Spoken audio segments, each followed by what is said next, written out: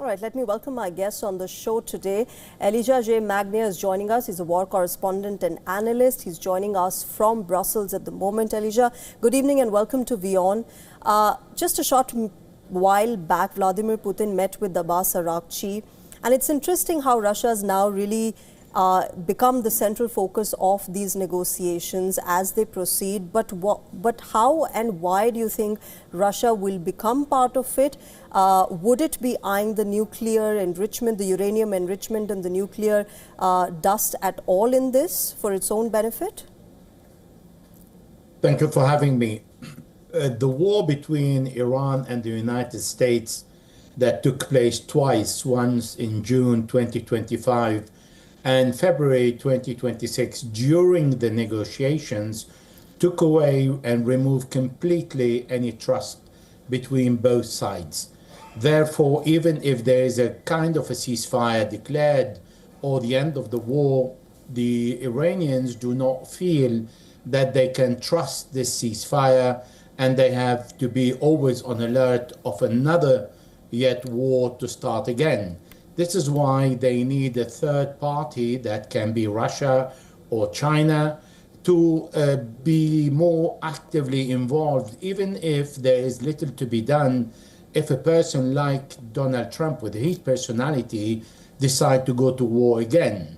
Therefore, Russia represents a way, because there is a good relationship between President Trump and President Vladimir Putin, where the 60% enriching uranium can perhaps find a place if Iran agrees on that. Okay, it's going to be interesting to see how that part of this entire war, proceeds.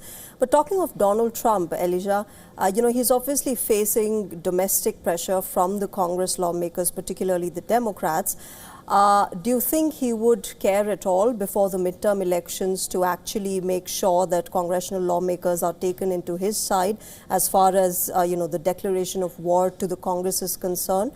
Or, as a lot is being speculated, that the Democrats themselves will wait till the midterms, and then when they have perhaps a majority, then they will make their move?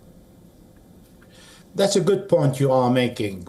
And now the Democrats tried twice and failed to stop Donald Trump in the last 45 days. However, we need to look at the situation a little bit from a different angle.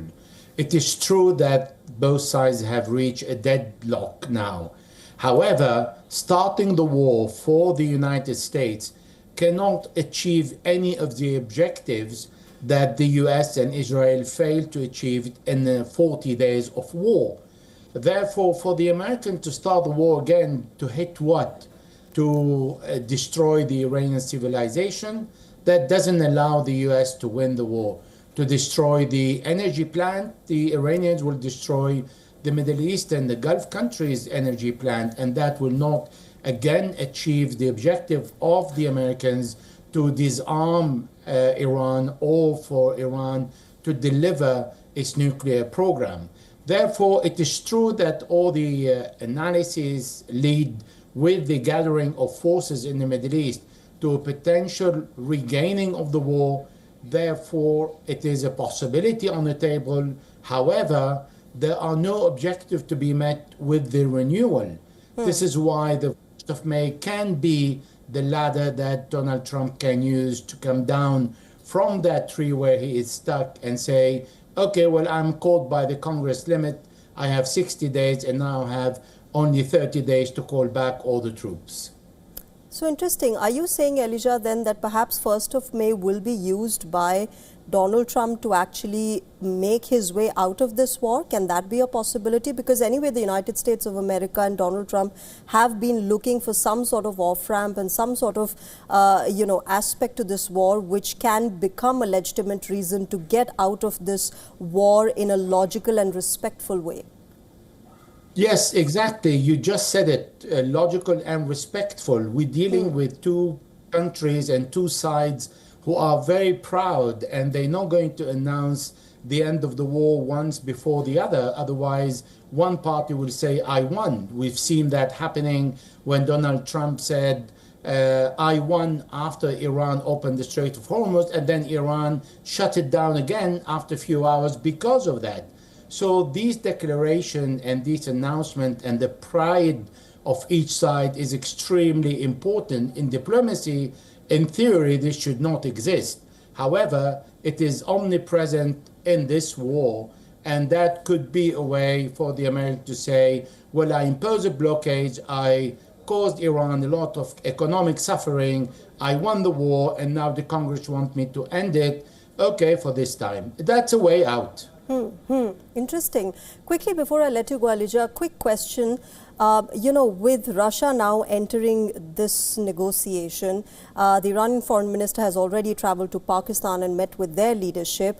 But there are, of course, some in Iran who say that Pakistan has not been a neutral mediator. They'd never speak against America. Therefore, how do you see this potential second round of talks, second round of negotiations moving forward? Will there be any face-to-face talks anymore in the near future? I don't think so, because what both sides need now, a third party that can be any country, only because Oman was hurt because it was pushing forward for a resolution, and the foreign minister said, we have reached a breakthrough, and they were just about to make a deal when the US started the war during the negotiation. This is why, and because of the logistics, Iran is just close to Pakistan. The Iranians were concerned that their plane would be shot down by the Americans. So there are many elements that played, and above all, the Iranians wanted to send a message to the Americans that Asia and the Middle East need to look after their own problems among themselves without a Western intervention. So Pakistan is just a country really, but the bulk of the work is done through the messages between the Iranian foreign minister and Steve Witkoff. All right, I'll leave it there. Elijah J. Magnia, thanks very much for sharing with us your perspective. Pleasure talking to you. Let's see how this really moves forward in the next few days. It's my pleasure. Thank you for having me.